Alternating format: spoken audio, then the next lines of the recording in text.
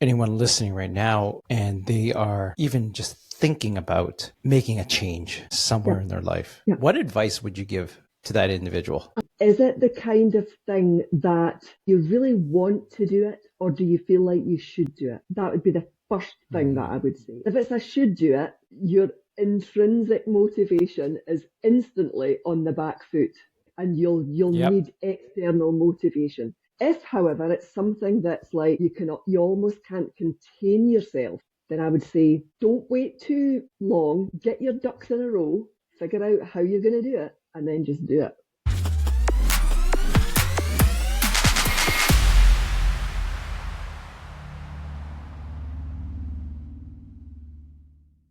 Well, welcome back to the Coaching Leadership Podcast. This is take 3 with my friend Nicola Shaw today. We tried take 1 a week ago, and then take 2 after that. And we found out the problem was because of me. It was my microphone. So I did what a good technologist does when something's broken. I buy something more expensive. So I have a more expensive microphone here. It's freaking awesome. May the It force looks it. be with you. It looks Okay. it. It looks Anyways, very good. Very yeah. fitting. Is that the Darth Vader of microphones? Oh, jeez. Um, how you doing today, Nicola? Yes, I'm good. It's been a week, but I'm good. I'm looking forward to this. Yeah.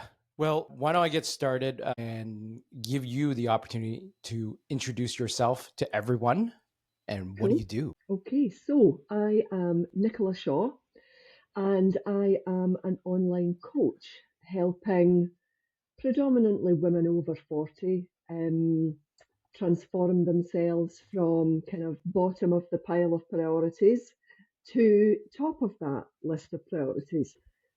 Hopefully, when they do that, they start to see improvements in their health and well-being, and that's my role as a coach to help them do that, to do that transformation. Yeah. So transformation is sort of like the headline everywhere I see you on Facebook, on LinkedIn, Yeah. and Instagram. And I feel that when I read about your story and I hear about your story, you really bring transformation to life. And I love if you can just give everyone a background around the transformation you made a choice to take a number of years Mhm. ago. And I do want to dive into like the role of pain, right? The role of pain, like mentally, that it Mhm. takes to make someone transform. So, can you talk a little bit about that? Yeah, of course I can. So if I start off with my own transformation journey, that's probably a good place to start, isn't it? So Yeah. my physical transformation journey started when I was 48. Well, a little bit before that, but when I was 48, I decided, not like many of my peers, but I decided I'm going to be an amateur competitive, which is, as I said, it's not something that, Hmm. many middle-aged women decide to make that leap, but I did. And the build up to that, David, was me being, as I mentioned before about a lot of my clients, I felt like I was the bottom of my own priority list because I worked, I was a mum, I was a wife, like the majority of people nowadays, super, super busy, more to do than time to do it all. And my health didn't take a serious dip. There was nothing seriously wrong. I just felt like I wasn't optimizing my health and Yeah. well-being. And I knew that the trajectory that I was on was not going to end up somewhere really good if I kept on with it. So I didn't go straight from you know a super busy, busy mum and HR professional and go straight into bodybuilding. What I did was I took a little bit of a journey to get there, and that journey was to get back into fitness. I started doing a boot camp. The boot camp had various different classes that were on every day. So I tried circuits, I tried weights, I tried, like MetaFit, all the things that were cool and trendy at the time. But the Hmm. one thing that I loved the most was the weight training. I absolutely loved lifting. And I Yeah. think,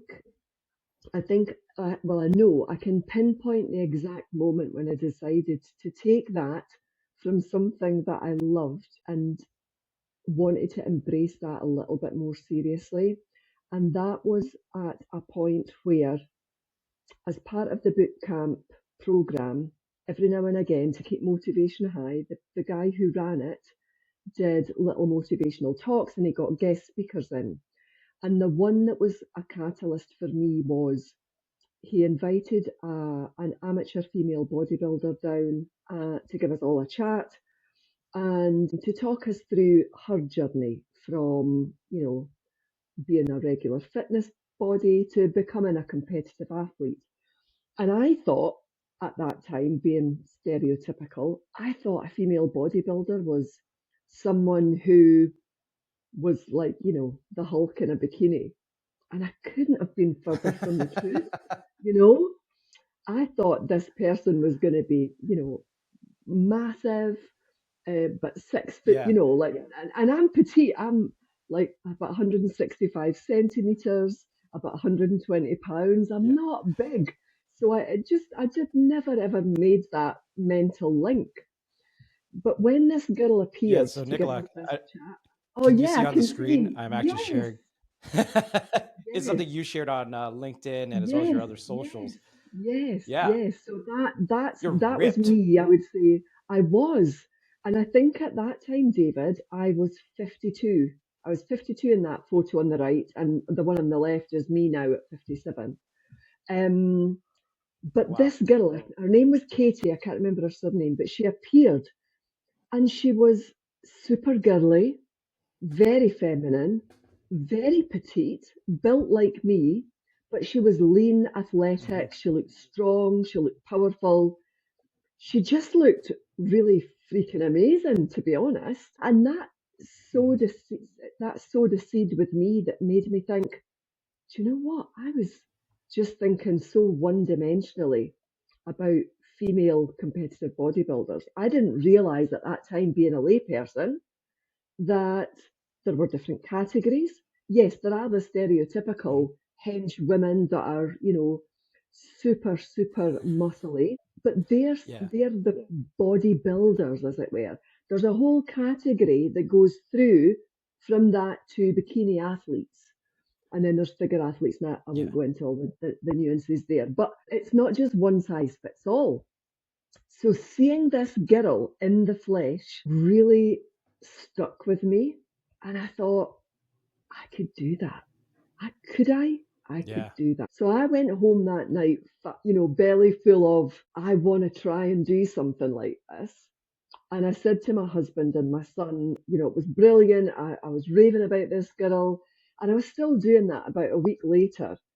And in between times, I'd done a little bit of research myself, got, found out, you know, what it took. I understood that I maybe had to get a coach because I couldn't do this myself. At that time, I was working in corporate life. I wasn't a coach then. I wanted to be self-employed, but it seemed like such a big jump that, hadn't quite made that transition back then. But I said to my husband and my son, look, I'm really thinking that this could be something that I might like to try and do. I'm probably never going to do it, but if I say that I'm going to do it, it'll spur me on. It'll give me the motivation to try really hard. But if I do happen to do it, would you be really embarrassed or mortified if I had to get up on stage in a bikini, at 47, 48, 40, whatever? And my husband said, no, Yeah. absolutely not. And my son, who was about 10 at the time, said, no, no, it wouldn't bother me, mum. So I went for it. And I've missed a Yeah. little bit of the The story out support there, you got David. was amazing. Yeah, yeah, I missed a bit of the story out there that my husband was also a catalyst in that, in a negative way, but it turned out to be positive. He's a big cyclist, and I don't know if you know any cyclists, but road bikers, like Hmm. Tour de I do. France style. It's not something that you Yes, just I go do. out and do like for half an hour or an hour. He's gone for hours, cycles 100 miles. It's a lifestyle. Annoy me a little bit, shall we say, because that was a priority for him. So he would go and do that. And I felt like I was maybe left to pick up a bit of the slack. But that was totally my doing. He didn't force me to do it. I chose to do it. So I'd moaned Yeah. at Peter to say, I just don't have time to have a hobby like you do. And he was pretty brutal with me and gave me the truth, which was, I don't have the time either, but I make the time. And that really pissed me off, if I'm honest. And I thought, I'll show you. Yeah. So when I got given the opportunity then, and the fire was in my belly to do something like bodybuilding, which again, similar to road biking, it's a lifestyle. It's not something you can just do on a Monday and a Friday. Yeah. You know, it needs But consistent. yeah, I'd love to ask a question about that Yeah, specifically. go ahead. Was you say it's a lifestyle, Hmm. and how do you and priorities, Hmm. lifestyle and priorities, and a lot of Hmm. people we know don't prioritize certain things Yeah, like yeah, their own health, things yeah, like exercise, things like anything to do with themselves. They'll prioritize everyone else, and who yeah. knows what the psychology is behind that. How do you help someone who is prioritizing their family and everyone else around them and not prioritizing themselves? How do you get them over that hump Yeah. to start prioritizing their own health? For me personally, and this is not the only way to skin a cat, but what works for Mm. me is, and when I say what works for me, I mean what worked for me and what I use to as a sort of an experiential story to explain to my clients who are pretty much in the same boat as I was back when I was unfit, unhealthy, and wanted to do something about it. Was 39 when I had my son. So I was a geriatric mum. That was the actual term the midwives used. And I Yeah. felt quite guilty about that. So that Yeah. was running, that was a sort of a guilt trip running in the background. Fast forward to It's then being, terrible. It's terrible that individual like women would be labeled as that. Like that it messes is, with your but mind. it It does mess with messes your with your mind. mind. But yeah, Like it but doesn't take much to mess with someone's mind, right? But if you start no, categorizing people, saying, "Oh, you're geriatric and you might be yeah, too old for this," well, same thing. Like, hey, you're too old to yeah, start a company. You're too old to sorry, you're too old to get fit, right? Or yeah, you're too old to learn a new language. yeah, There's a commonality here, right? Like yeah. it's That's a, almost like there's an element of society that tries to hold yeah, you back, right? Because yeah. you know what, my life is sucking. I'm gonna hold you back with me. You're a Yeah, geriatric it's mom. Like, it's come on, it's a seriously? really good excuse, isn't it? I mean, it could be a Yeah, really good it excuse. is.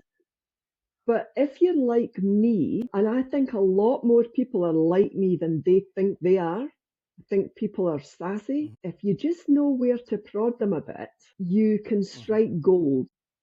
And your vibe attracts your tribe, doesn't it? That I tend to attract people who know they can do what they want to do, but they're just not doing it, and they just need somebody to call them out on their bullshit a little bit. And Yeah. so that geriatric mum tag that bugged me a little bit, but I was kind of maybe feeling a little bit sorry for myself about it to some degree, but that was running in the background.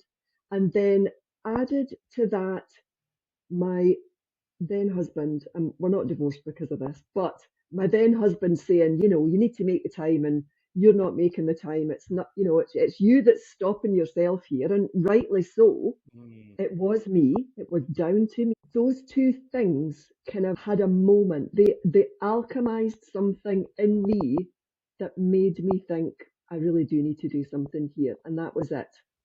I was off and Mm. running. And usually when clients come to me, then have a similar, it's not exactly the same, obviously, because we're all different, but there's some kind of commonality between where they are and where I was that I can tap into. And Yeah. the fact that somebody has reached out, they, you know, even the fact that people follow me on social media or whatever, that's a small step towards making that change. They know that they want to make Mhm. that change. And I always think that when I'm sorry, I'm bobbing around lots of different areas here, but I always think that when I write stuff for my social media that, you know, this post could speak, I want it to speak to somebody. I want them to be looking at that thinking, yeah, that's me. I could do that. Or, I just need to, whatever it is, because it all just compounds over time until it gets to a certain point where there's enough momentum going for people to just say, I'm going to do something. And you asked about pain before, and we've talked about this previously, haven't we? I think the majority of us can roll at, say, if you're unhappy with something, and it's like me, I was unhappy with my health and fitness. I would say that I rolled at about a 9 out of 10 pain threshold with how unhappy I Mhm. was for a long time.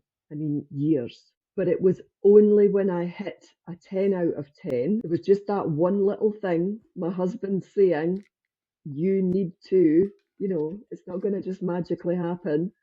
That little bit of spite that tipped the balance and took me from a 9 out of 10 to a 10 out of 10, that was the thing that just flicked the switch for me. And that allowed Yeah. me to just I start the Hey, ball I'm rolling. So the curious. stars aligned. I Go am ahead, yeah. curious for with the people that you work with, Nicola. What is that 10 out of 10 for them that drives them over, over that hump and says, Mhm. F it. It's time to do something about this. It is. I'll try and think of some examples here. It could be picking something out of the wardrobe to put on and you've maybe not had it on since last summer.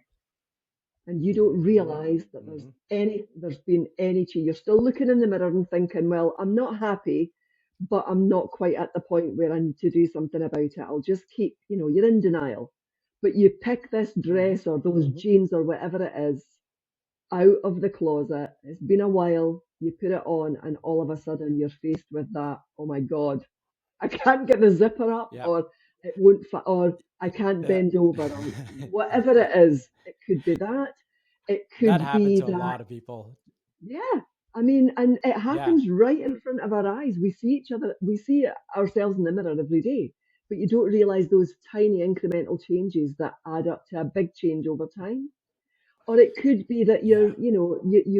the lift's broken and you need to go up the stairs and it's been Yeah. a while since you've done that. And actually, two flights up and you're thinking, I can't, I used to run up these stairs. I just can't anymore. Or, it's a myriad of different things. But Yeah. there's usually I one remember, thing. no, I was going to share with you a quick story. I remember this years ago in another job where me and my boss, we were on the road so often, and we would wear the same suits most of the time, and but gradually both of us at the same time, our pants were getting tighter. It was almost like we're twins, and we're not twins at all.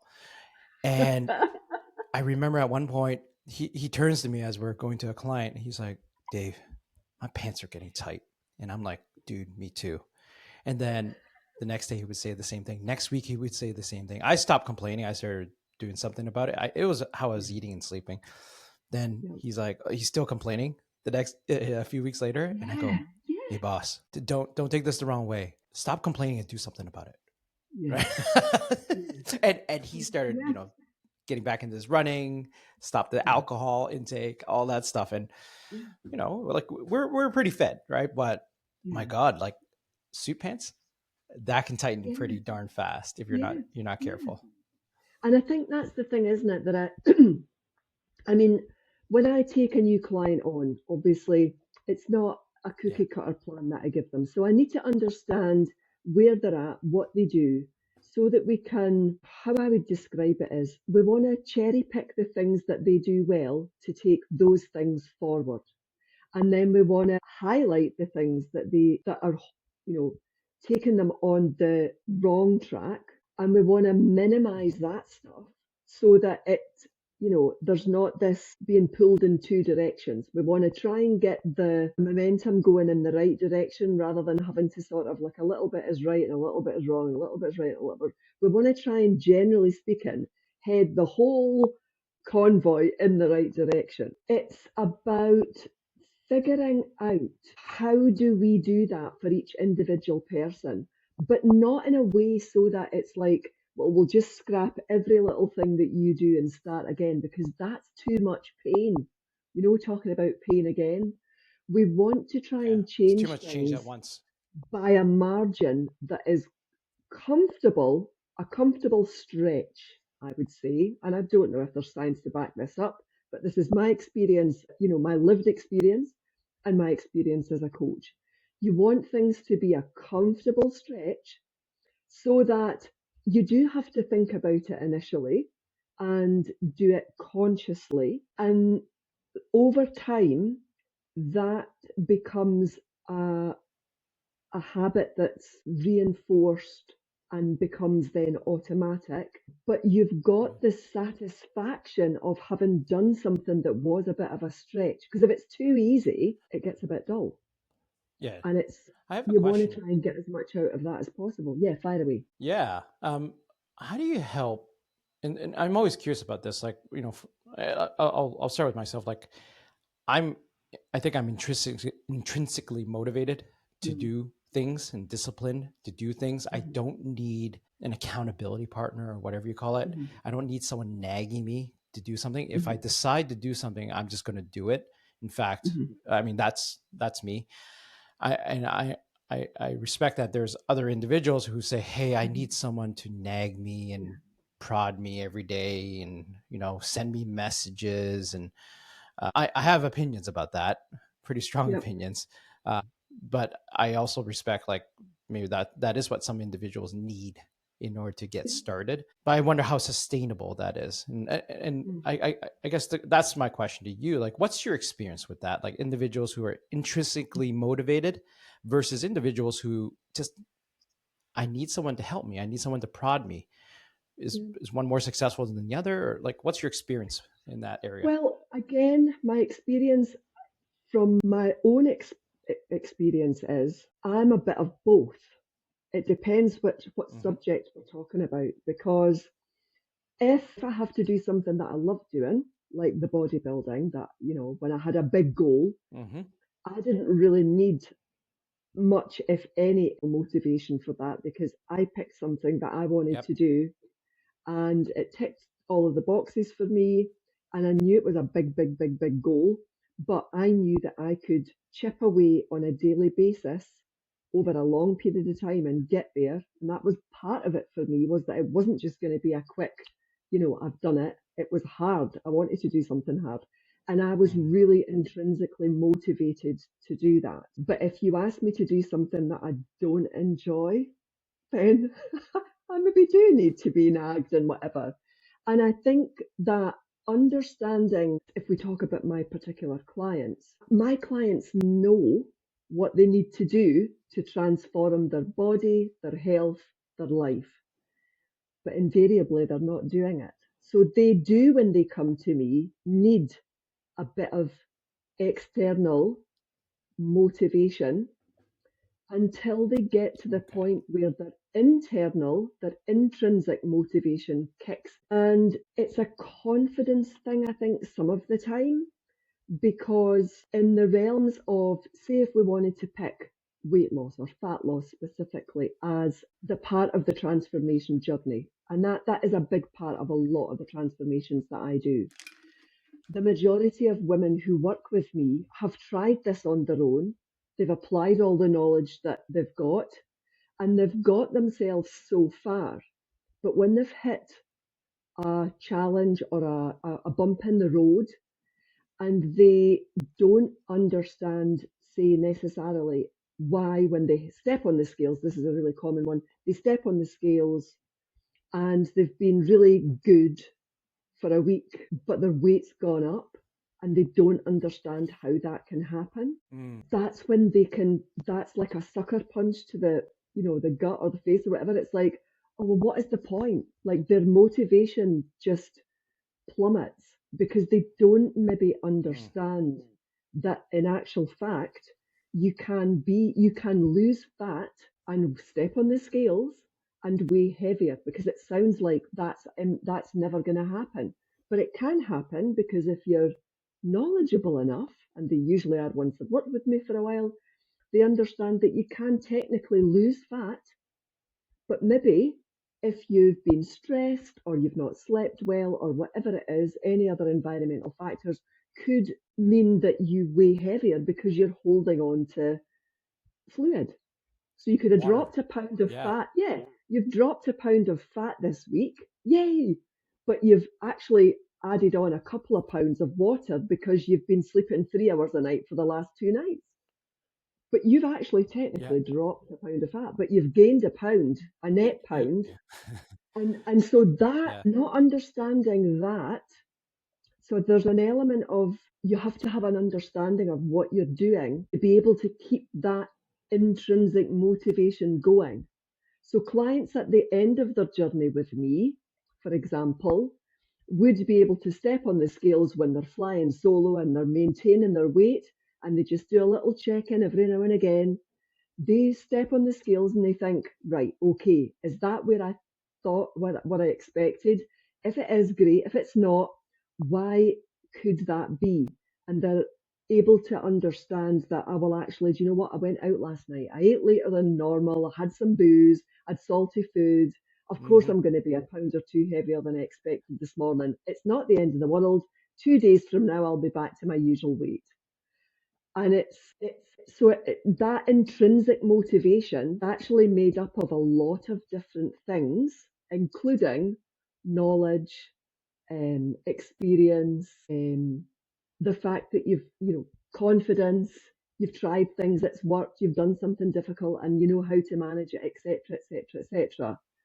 Yeah. But it's like So anything, Nicola, isn't it? It yeah. ebbs and flows. Yeah. Now, I do have a question for you there, like for anyone listening right now, and trying, they are even just thinking about making a change Yeah, somewhere in their life. yeah. What advice would you give to that individual? I would say, and I mean, again, this is a general piece of advice because that change could be anything, right? I would Hmm. say when you think about whatever that change um, is it the kind of thing that you feel like, do you really want to do it or do you feel like you should do it? That would be the first thing that Hmm. I would say. Assess whether it what it is. Because if it's a should do it, your intrinsic motivation is instantly on the back foot, don't you think? And you'll Yep. need external motivation. If, however, it's something that's like, I talked before about there's a fire in my belly to do the bodybuilding. If it's something like that and you almost can't contain yourself from making that change, then I would say just don't wait too long. Get your ducks in a row, figure out how you're going to do it, and then just do it. Um, and if Yeah.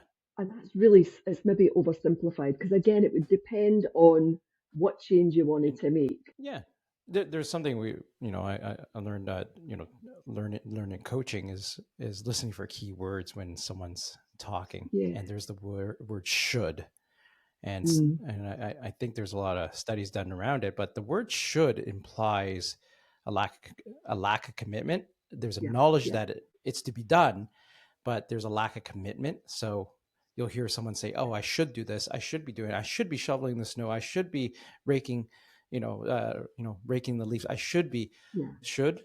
And the question you asked, should. What if you could or want? Yeah. What would happen? Yeah.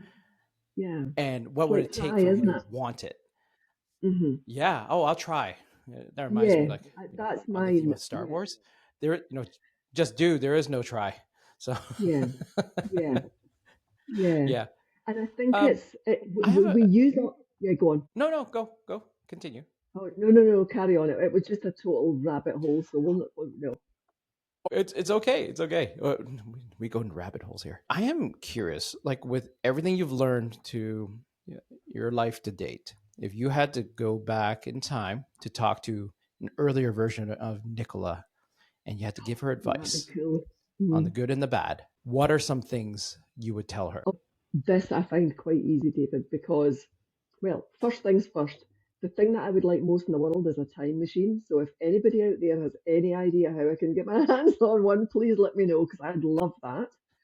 But if I was to go back and talk to younger Nicola, the first thing I would say is um, you can do much more when you put your mind to it than you could ever imagine. So that's the first thing that I would say.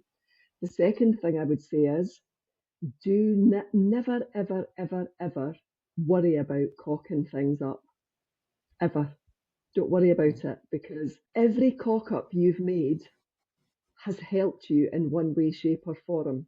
It's just part of the road to being successful in whatever that is, you know?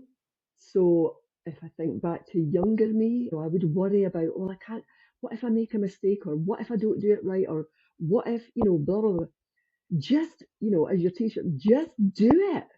Because whether you Yeah. get it right or you get it wrong, it doesn't matter. You're going to learn something, and it's that little golden nugget of learning. That's the thing that you should be focusing on. And that's how I act as a coach as well. My clients, I'm like, do you know what cock ups are? Cock ups allow you to make your journey extremely tailored for you. That every time a client of mine cocks something up, it allows us to see how we could make things better for them. So don't ever be scared of cock ups. And they're the two top things that I would say. All right. And I'm going to translate for our American and Canadian audience. I think that Yeah. means messing up, right? Yes, it Or does. a common It's, language, yeah. effing up, right? Yes, yes, yes. A cock up is I'm messing just up. kidding. Yes. Here's one thing here's something we didn't touch right at the beginning. You're in Scotland right now. You live in Yes. was it Eastern or Western Scotland? Southwest Scotland. So actually about Southwest 30 Scotland. miles away, 30 miles away from the English border. Really close. Really close.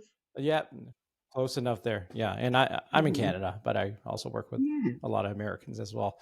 Um, I do have a couple more questions for you. Yeah. And the second last one is your view on the world. It's what do you think we need more of, and what do you think we need less of right now? I think we need more authenticity in the world. Authenticity and positivity, if I can be greedy and have two things. Authenticity, Yep. because I think in the cultural, well, certainly in the Western world, the culture is perfection is good. Highlight reels, like it's a bit, there's a bit of a fake vibe going on, a bit of an Yeah. ideal. This is how things, this is how we need to look, or this is how we need to behave, or this is how, all that stuff that we talked about before when you were saying the should and the try and all of this.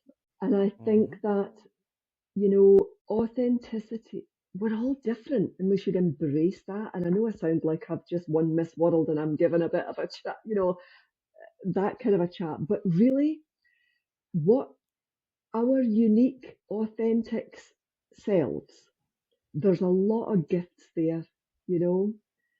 Hmm. We don't want to blend in with everybody else, because that's boring and we'll just all end up being the same. If we all just embraced who we are without fear of, you know, what's the word I'm looking for? I can't think of the word now. My menopausal brain's not allowing me to think about it. Going back to the point, hopefully you'll be able to edit this to make sense, David. But I think authenticity, if we can just be authentically ourselves without trying to be the same as everyone else, the world would be That's a all good. kind of a better place. And what could we do with Mm. less of? My honest answer, and it's a bit of a double-edged sword, but social media, I think. Although that's where I get most of Mm. my business, social media. But I Hmm. think less time on social media rather than less social media. So if we could all have a Hmm. quota and stick to that, Yeah. less time in our phones, Yeah. No, now what we more should do time is out what in the you. real world. Yeah. Yeah, Yeah. yeah, Yeah. yeah, Yeah. It's that is self control. That is self yeah. control Again, and being able yeah, to. Yeah, discipline is not what you just should do; it's what you need to do for your own yeah, health. Um, yeah, yeah. but a lot of people don't think this is another muscle. The one in your head. No, exactly. It's And another I muscle, mean, and when you spend so much time online, yeah, it messes with you. yeah, I think I'm 57 at the moment, so I'm of an age where I remember growing up, like I had a life before the internet. Like quite a lot of my life was before the internet, Yeah. and I know um, how different It is nowadays, and I can feel it's a visceral difference to me. If I spend too much time on my phone or online, I Yeah. start feeling shit. And I know, Yeah. I know the signs. Whereas my son, who's only 18, you know, he doesn't know any different than this. So it's a Yeah. bit of a constant battle there with him. It's like, be good to have less time online, less time on gadgets and what have you. But he doesn't have that experience. And we're a dying breed because we're never going to be back there, are we? Mm-hmm. So, Yep, yep. I mean, just like I think our grandparents knew a time when there was horses before an automobile was available. yeah, When the first Ford came out, yeah. we don't know what it is to ride a horse anymore and to have that No. freedom. We only know automobiles. So And even yeah. thinking about I don't think things it's going to back go then, backwards. like food, no, but even thinking back, there's a lot of things that are much better now, and a lot of things that were much better back then. And, some of the things that are bad now as well are, it's too easy to get too much food. It's too easy to get too much fake food. Going back to the grandparents that you just mentioned, wasn't a ready Mhm, meal back in the day. mhm. And you just look at what generally people were like back then, health and fitness wise, when they didn't have cars and they Yeah. didn't have ready meals, or, well, obviously I'm generalizing, but compared to now, and everything's just, you can get food delivered to you 24 hours a day. That's not a good Well, thing. yeah, the when you look at the old photos and let's say look at a beach photo, photo of the beach with Yeah, people on it from the 1950s and 60s. Everyone's slim, and everyone's slim, fit. It was a different time. I think they walked more. There was yeah, food yeah, wasn't ready made and artificial.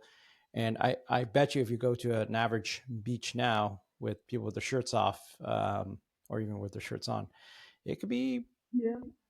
It's a it's a different different picture, world. isn't Like, it? For and it's sure, scary. for What's sure. that going to do? Yeah, the overall health of society. So I think what you're doing is helping not just these individuals, but I think one little bit at a time, the overall health of our society. Because the better you feel Yeah, about yourself, the more good you can do, right? The more you are absolutely. able to do for the world. Yeah, So, Nicola, I have one last question for you yeah. for this podcast. Go ahead. I always leave the last question to my guest to ask me. So, what is one Oh, question you want to ask me? oh, gosh. You've really landed me with this, David. I have to think now. Yeah, if you had one wish, what would it be? If you had one wish, Could I what do the would you cop wish out and for? have? No, you're I not would allowed wish I to would wish have for ten as more many wishes. wishes. You're not allowed to do that. Okay, yeah. That's the cop out, right? Okay, fine. I know. I think it's almost like a bliss to being able to have the bliss of perceived happiness, Oh, that's a or nice one. contentment. And That's a when I nice say the one. bliss, I don't mean that in a bad way. What I mean is that you can find contentment and happiness in anything. And what you might perceive as someone else's, oh, I can't believe that must suck, the situation they're in, and yet they are content. They're like, no, you know Yeah, what? I am happy with what I have. I think yeah. if more people can feel contentment in Hmm. what they have and have that maturity of emotion, feel that there's so much more all of us could be doing. Yeah. There's a lot of self obsession right now, Hmm. where it's Hmm. like, oh, I'm not happy, I'm not getting what I want. I think Yeah, what there's next? understand if there's more people who can feel that I have enough or I have a lot, I have things and I am content with it. I just feel that you know it might put you out of a job, right? But you'll be Well, doing other things though. yeah, who knows? But yeah, I feel there could be the world will be a better place. Yeah, We wouldn't have wars. We wouldn't have, all these suicides that happen, with people old as well as young, people on social yeah, media comparing yeah. themselves to other individuals, people going in debt because they're trying to buy, multiple properties, Yes, just the like, shit their they don't friends and need. cousins are, Yeah, trying to keep up with the Joneses. That's one of my many wishes, but I guess if I only had one, is yeah, that's a good one. help people I would say realize that contentment. is a good one. Yeah. Yeah, that's a good one. An attitude Yeah, of gratitude, for sure. yeah, yeah. There's so many versions of that. But Mm, well, look, Nicola, it's been a good 45 minutes that we spent together. wow, that was fast. Thank you very much. You're It very it, welcome. it Thank just flew you. by. Mm, mm. All right. Well, is there anything else you'd like to say to everyone out there before I stop our recording? But just, I hope you understood the Scottish accent. David will maybe need to put some subtitles on this if anyone's watching it, if it's maybe one of those. Hopefully, you have I'm sure when you understood share my this in Scotland, Scottish lilt. Be fine. Be yeah, fine. I'm sure when I share this in Scotland, they're going to need some subtitles for my Canadian accent. Not You, at all. if you Love can it. wing it, you want to try a Canadian accent right now? Try an Oh my American accent. goodness. Can you wing that? Well, it's probably going to be more American than Canadian. Although I can say Yeah, about a boat. A boat? Is that Canadian? A boat? you're like Canadian there. Yeah, Ah, yeah, cool. yeah. Cool. I don't know if I can do a Scottish accent. So Oh, that's quite good though. Yes. it If was you good. wanted to, here's a phrase for you. If you can perfect Here's a this, phrase. that here's a phrase. There's been a murder in Burger King. There's been a murder in Burger King. Excellent. I would say that is at least 8 out of 10, David. Well done. All right. Brilliant. Well, Nicola, thank you very much. Don't hang up yet. You're I'm just going to welcome. stop our recording. Cool. All right. Thank you.